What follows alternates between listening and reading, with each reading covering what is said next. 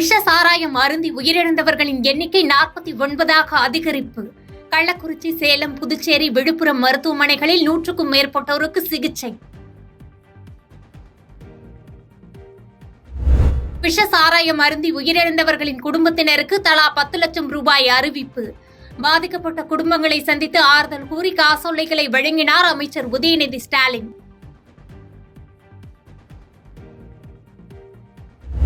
கள்ளக்குறிச்சியில் விஷ சாராயத்தால் பாதிக்கப்பட்டவர்களை நேரில் சந்தித்து அரசியல் தலைவர்கள் ஆறுதல். மரணத்திற்கு பொறுப்பேற்று முதலமைச்சர் ஸ்டாலின் பதவி விலக இபிஎஸ் வலியுறுத்தல்.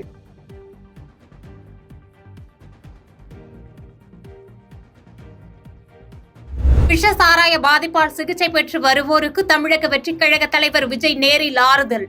பாதிக்கப்பட்டோருக்கு தேவையான உதவிகளை செய்ய கட்சி நிர்வாகிகளுக்கு அறிவுறுத்தல்.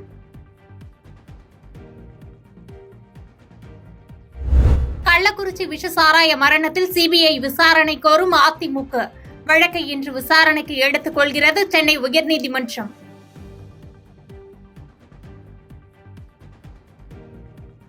கள்ளக்குறிச்சி சம்பவம் நடந்து பல மணி நேரமாகியும் பாதிக்கப்பட்ட மக்களை முதலமைச்சர் சந்திக்காதது ஏன்? மத்திய இணையமைச்சர் எல் முருகன் கேள்வி. சாராய விற்பனை தொடர்பாக தமிழ்நாடு முழுவதும் திடீர் சோதனை நடத்த டிஜிபி உத்தரவு.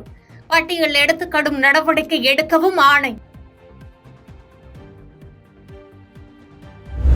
விக்கிரவாண்டி இடைத்தேர்தல் வேட்புமனு தாக்கலுக்கான கால அவகாசம் இன்றுடன் நிறைவு. ஜூலை 10ஆம் தேதி வாக்குப்பதிவு நடைபெறும் நிலையில் சூடுபிடிக்கும் தேர்தல் களம். ராமநாதபுரம் தொகுதியில் இரட்டை இலை டெபாசிட் இழந்ததற்கு எடப்பாடி பழனிசாமி தான் காரணம் என ஓபிஎஸ் காட்டம்.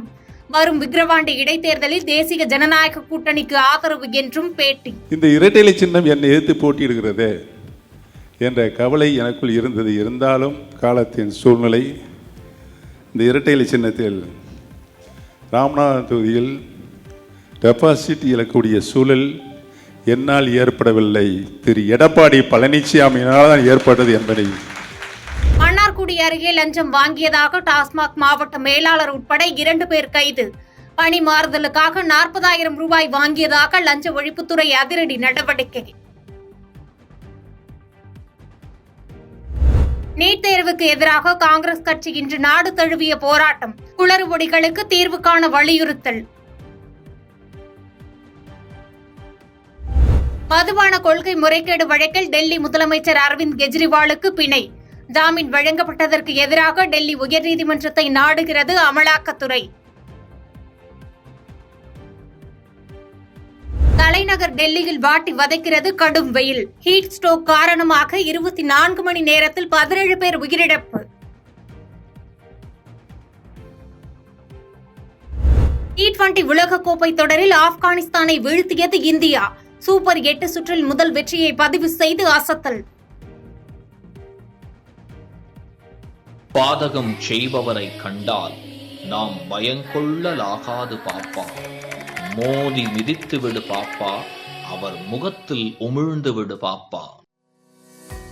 அண்மை செய்திகளை உடனுக்குடன் தெரிந்து கொள்ள இணைந்திருங்கள் இயம்நாடு தொலைக்காட்சியுடன்.